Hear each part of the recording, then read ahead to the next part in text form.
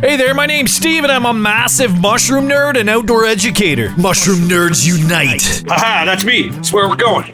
Fungi 101, meet inside. And I've taught safe and reliable foraging skills in wild mushroom identification and the ecology of wild mushrooms to thousands of students over the years. And now that I have this new YouTube channel, I'm making a little companion video series to complement some of the courses I teach. Yikes. And I'm also an outdoors writer. I've written articles about wild foods and wild mushrooms and foraging for many publications. Foraged wild foods are among the healthiest foods you can eat. End of story. So make sure to subscribe if you want to learn a whole lot more about wild mushrooms and foraging and the living world around you. What I've tried to do is condense that all down into a thing that I wish I had when I started. So without further ado, let's get into it. And the mushroom we're going to be taking a closer look at today is the chicken of the woods. It's a great beginner mushroom, especially when you're first starting out in mushroom hunting, and you're going to find the chicken of the woods relating to great big old mama oak trees, just like the ones you're seeing on your screen right now.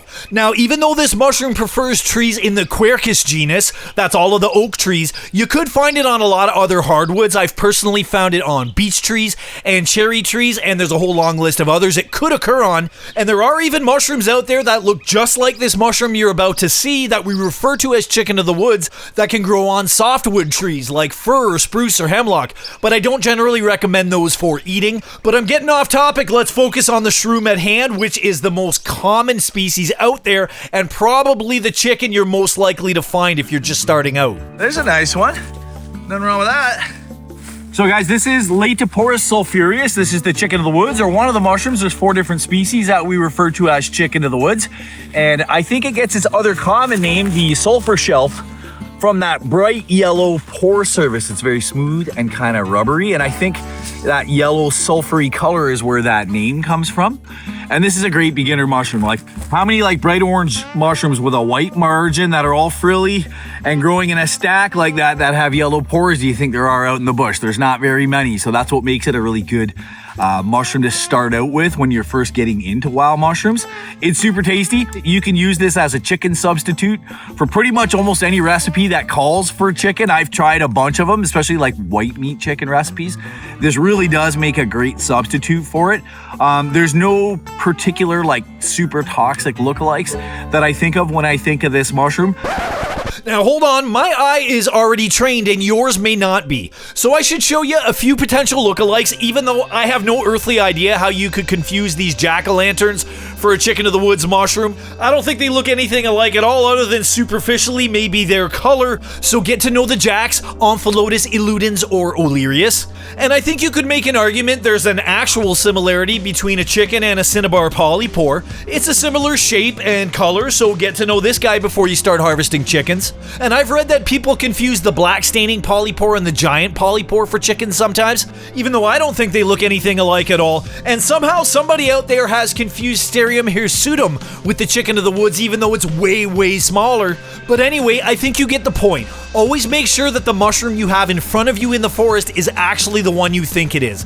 There's all kinds of mushrooms out in the forest that resemble each other. Some are good to eat, some are not, and you should always be 100% sure of the species before you ever think about putting it anywhere near your mouth. But let's get back to the actual chicken that I was just showing you, because a couple of really cool things happened in that moment that I want to share with you. And it's just like very abundant, growing of course on an oak, and really good, easy one to not only identify. It's easy to identify, but you can see him from a long way out, man. Like, we saw this one from 30 yards away hunting grouse here, and it's just calling out to you in the forest like, hey, come and eat me.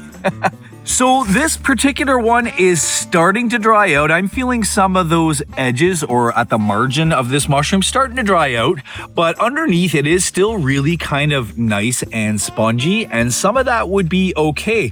So when you get a specimen like this that's older, a lot of times the best place to harvest is just on that outer margin. You see I'm just sort of taking an inch or so out of there. Oh, I might have one underneath too.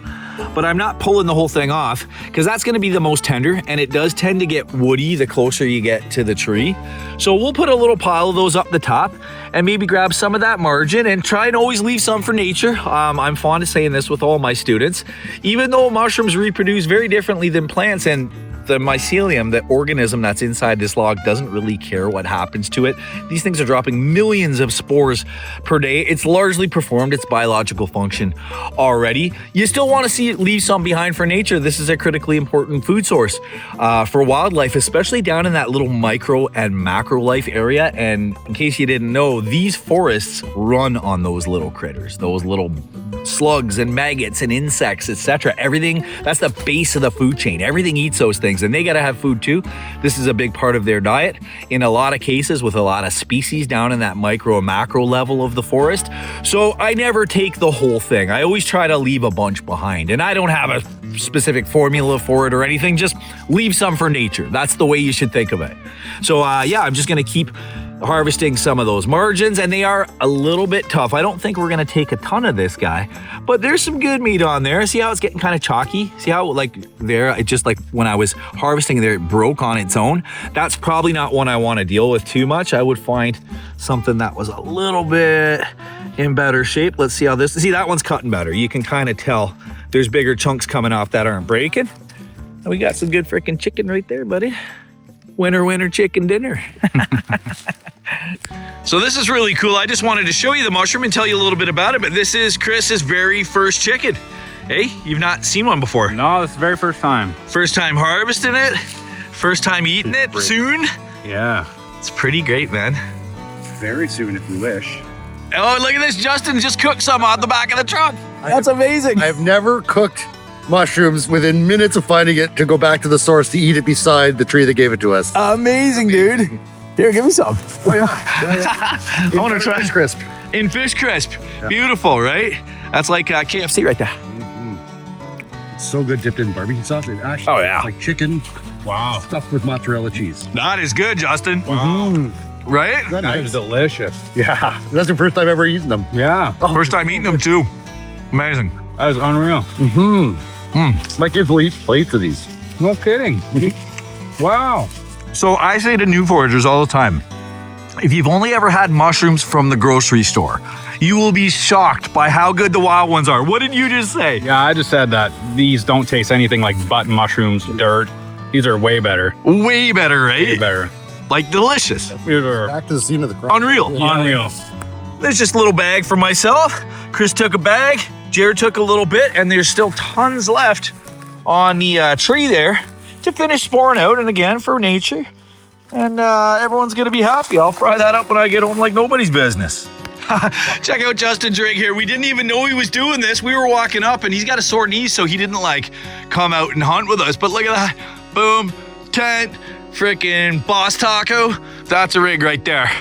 And that's how you cook mushrooms. And speaking of cooking mushrooms, here's a whole bunch of chicken of the woods recipes that I've made in my own kitchen. Just wanted to let you know there's a whole lot of wild food home cooking videos that happen on this channel as well. Guys, thanks for watching this wild mushroom identification video all the way to the end. There's a ton more of them coming down the pipe, so subscribe if you haven't already and stay tuned. But before I let you go, I want to let you know about some really important foraging safety information. Firstly, there are no maybes in mushroom hunting, and there's no magic bullets. You need to be 100% sure of the identity of every single mushroom that goes into your basket before you ever even think of consuming it. If you need a guidebook, if you need an app on your phone, which I really do not recommend for mushroom identification, or if you need a video like this one to help you identify a mushroom, you're probably not ready to consume it.